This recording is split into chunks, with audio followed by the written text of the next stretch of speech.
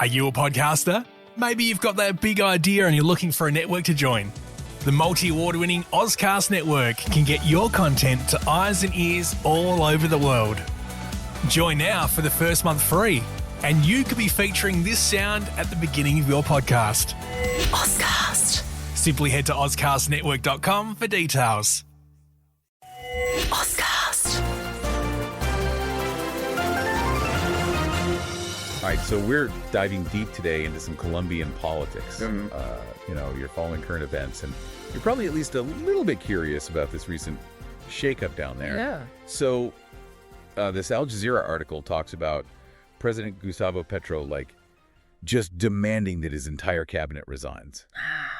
It's a pretty bold move. It is. And we're going to try to, figure out, what's going on here, what's going on behind the scenes, what's going on publicly. There's public scoldings and controversial appointments and, a president who really doesn't seem afraid to shake things up. Yeah, I mean, demanding the entire cabinet's resignation, you really don't see that very often. Yeah.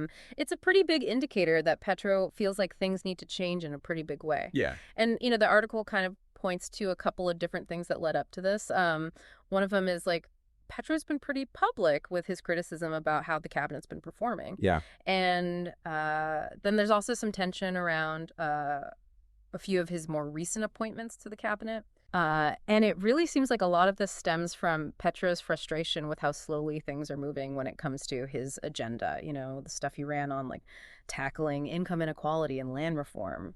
Yeah. I mean, is this a normal thing? How unusual is it really for a president to just ask everybody to quit? It's incredibly rare. Yeah. It's definitely not something you see very often at all. Yeah. And it could mean a few different things. It could mean that Petro's trying to completely switch up his administration's direction, bring in a brand new team that's more in line with what he wants to do. But it could also create a ton more instability, It could end up really undermining his ability to govern. Okay, so let's break this down a little bit more. Okay. So this didn't come completely out of the blue, right? Petro's call for these resignations, it came after weeks of this tension. And, some of the appointments were pretty eyebrow-raising. For instance, there's Laura Sarabia, who Petro appointed as foreign minister. She was his former chief of staff. Yeah. Why was that such a controversial pick? Well, for one thing, Sarabia is actually involved in a pretty big corruption investigation. Oh, wow. And she's facing allegations of illegal wiretapping. So you can imagine why people were a little concerned about this appointment. Yeah, that's a bit of a red flag, I'd say. Yeah, and it kind of makes you wonder what Petro's priorities are here. Is he putting loyalty above how this looks to the public, or does he honestly think that Sarabia is innocent? Yeah. Either way, it's a risky move. It could really backfire on him. Yeah, and this happened, while Petro's having this very public disagreement with President Trump about those migrant deportation flights. Mm-hmm. So it's adding fuel to the fire. Exactly. The timing couldn't have been worse, honestly. Yeah. It's it just creates this image of all this chaos happening internally while Petro's trying to look strong and in control to everyone else. Yeah. Just wasn't a good look. And then there's Armando Benedetti, too. Another controversial appointment. Yeah. He's facing allegations of violence against women and influence peddling. Mm-hmm. He says he's innocent, but, still. Yeah, I mean, both the Benedetti and Sarabia appointments are kind of raising the same questions. Is this all about favoritism? Or are they going to be able to make good decisions when they're so close to Petro? Yeah. Benedetti is a really important aide to Petro. And, even though he denies the accusations, there was a ton of disapproval, both from within the cabinet and from the public. I mean, it all just added to this feeling that things were unstable. And that ultimately led to this huge shakeup. So we've got these appointments. They're already causing all this tension. Then Petro gets on live TV. Yeah. And spends 5 hours, just publicly criticizing his cabinet. Wow, 5 hours. 5 hours. He's going off about how the trade, education, and health ministers are all behind on his key projects. Yeah. What do you make of Petro's leadership style, this willingness to, air all the dirty laundry like this? It's definitely not your typical approach, Yeah. It shows that he's not afraid of confrontation, that he's serious about holding his team accountable, but doing it like that so publicly, even if it's humiliating to them. I mean, it takes guts. Yeah. It could show strength and transparency, but it could also have some serious downsides. Like what? Well, it could push people in the government away from him, create this whole atmosphere of fear and distrust, and that could make it like way harder for him to get anything done. Yeah. I mean, publicly putting your cabinet on blast like that on live TV, that's bold. Bold is one word for it. Yeah. We'll have to see if it works out for him in the end. So after this public dressing down, there were quite a few resignations. Big names like Labor Minister, Gloria Ramirez, Environment Minister, Susana Mohammed, Culture Minister, Juan David Correa, and Jorge Rojas, who was the head of the state agency DAPRE. Wow, that's a lot of people. Yeah, and Ramirez, she put out a statement that said, quote, "Politics must proceed without sectarianism and without ambiguities," end quote. So, I mean, it seems like there's a lot of tension and division in the government now, wouldn't you say? Oh, absolutely. Yeah. I mean, those resignations are like a giant flashing sign that Petro's government is divided. Yeah. And what Ramirez said, that really points to this frustration that she feels like things are unclear and that there's no real direction. Yeah. And, these resignations aren't just symbolic either. Like, this is a major loss of experience and expertise for the government. Yeah. That's a really good point.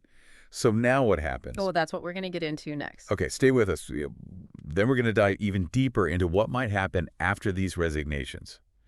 What challenges does Petro have ahead of him when he tries to put his cabinet back together? Okay, so Petro's facing some pretty big challenges here, right? Yeah. I mean, his cabinet's a mess. Yeah. It seems like the public's starting to wonder about his leadership, and all those plans he had, those are starting to look a lot harder to pull off. Right. How is all this drama going to affect his ability to, actually get things done? Well, it's definitely a step backwards. Are you a podcaster? Maybe you've got that big idea and you're looking for a network to join. The multi-award-winning Ozcast Network can get your content to eyes and ears all over the world.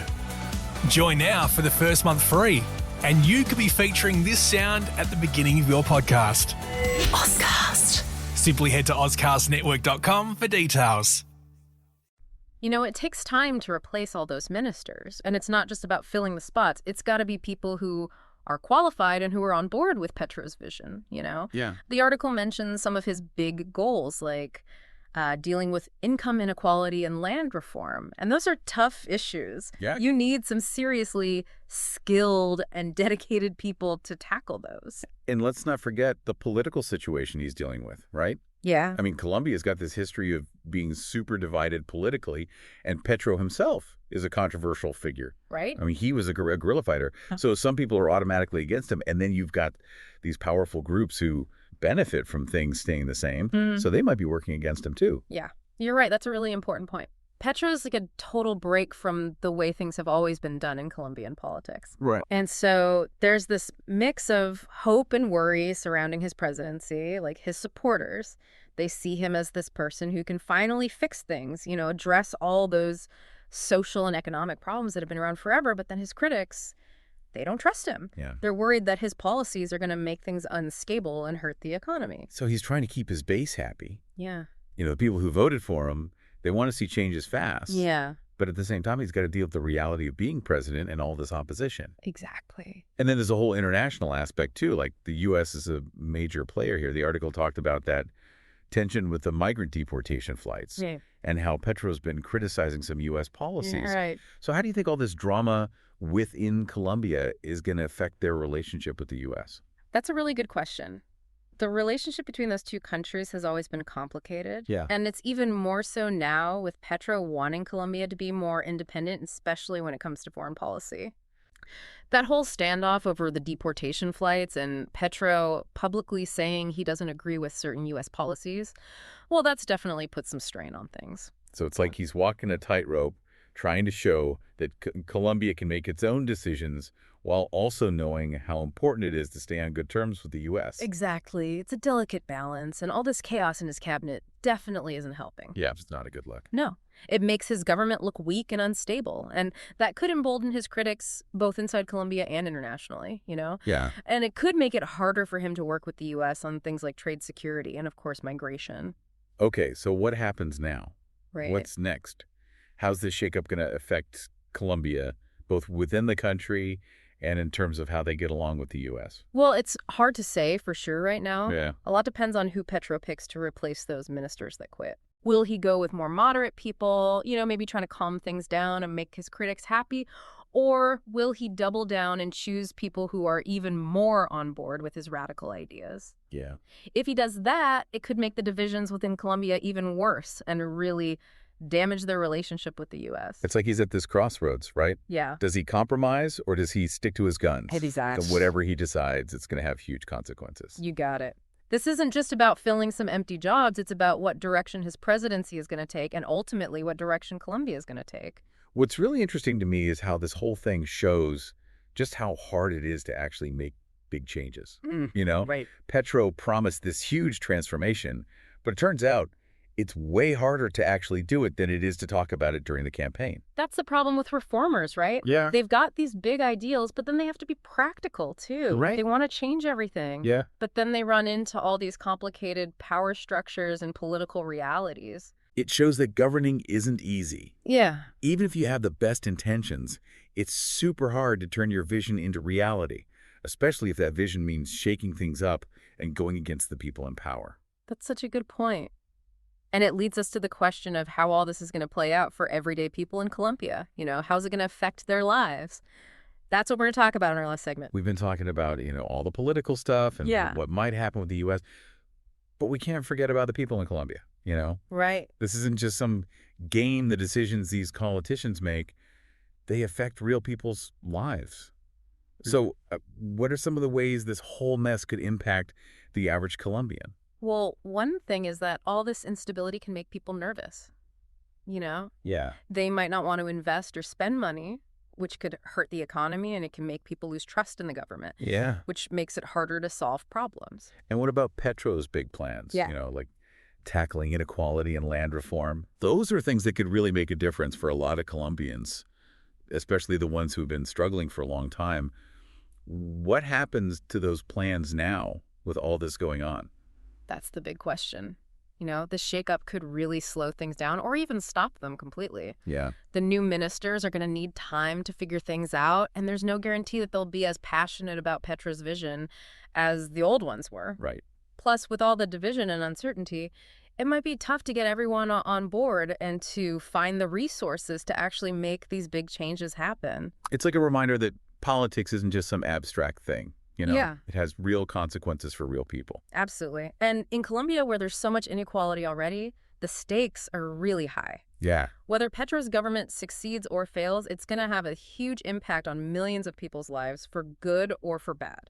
It's pretty complicated, isn't it? Yeah. Petro came in promising all this change, but he's running into some serious roadblocks. She's trying to do so many things at once, Yeah. Make these big changes, keep his government together, stand up to the U.S., and give the people what they voted for, all while dealing with people who want to see him fail.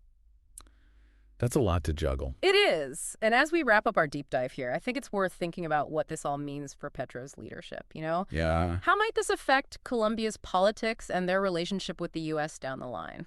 There's no easy answer, but it's something to consider as we keep watching this whole thing unfold. Thanks for joining us for this deep dive. Oscast. Are you a podcaster? Maybe you've got that big idea and you're looking for a network to join. The multi-award-winning Oscast network can get your content to eyes and ears all over the world. Join now for the first month free, and you could be featuring this sound at the beginning of your podcast. Oscast. Simply head to oscastnetwork.com for details.